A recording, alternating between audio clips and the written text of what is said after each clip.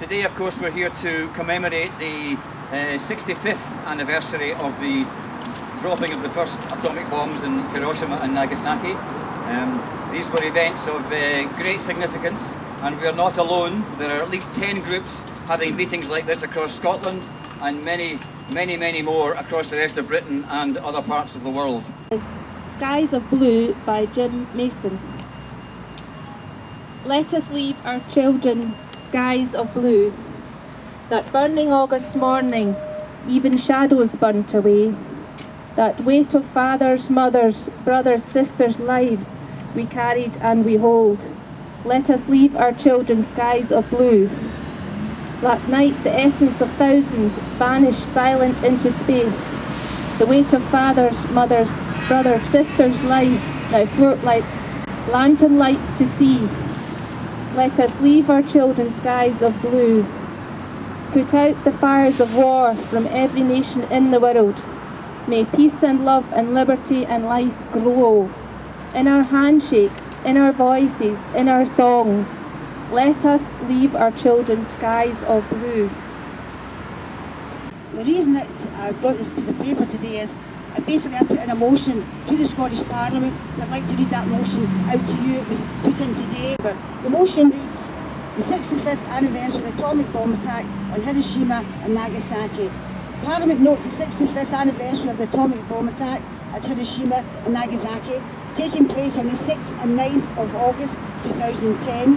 Pays respect to all those who lost their lives in the attacks, welcomes the attendance by representatives of the United States for the first time, and hopes that this will further call to create a world without nuclear weapons in order to ensure that such unimaginable horrors are never repeated. That's what we stand here for today. They will never be repeated. And what we're trying to do is commemorate the single biggest act of barbarism in the last 70 years, perpetrated on myths and lies. And the problem is that the myths and the lies don't stop, they still go on.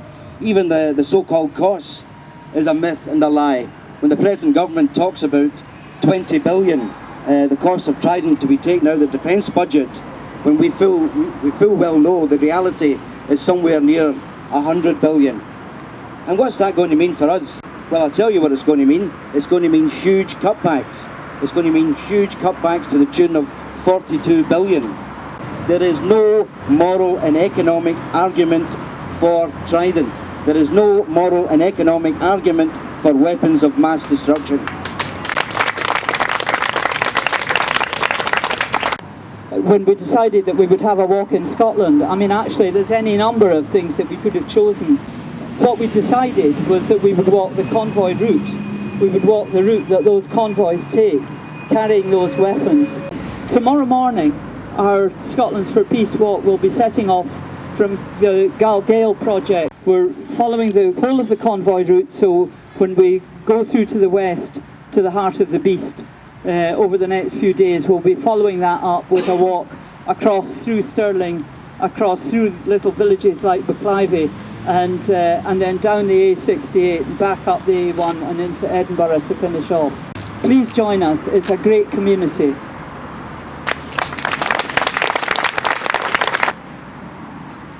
Last night I had the strangest dream I've never dreamed before.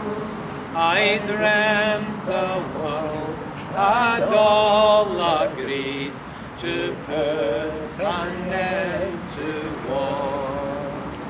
I dreamt I saw a mighty room, and the room was full of men, and the papers they were signing said we'd never fight again. And when the paper was all signed and 1,000,000 copies made, we all joined hands and bowed our heads, and grateful prayers were said. And the people in the street below were dancing round and round, and a rifle, sword, and uniform were scattered on the ground. Come on. Last night I had the strangest dream I've never dreamed before. I dreamt the world had all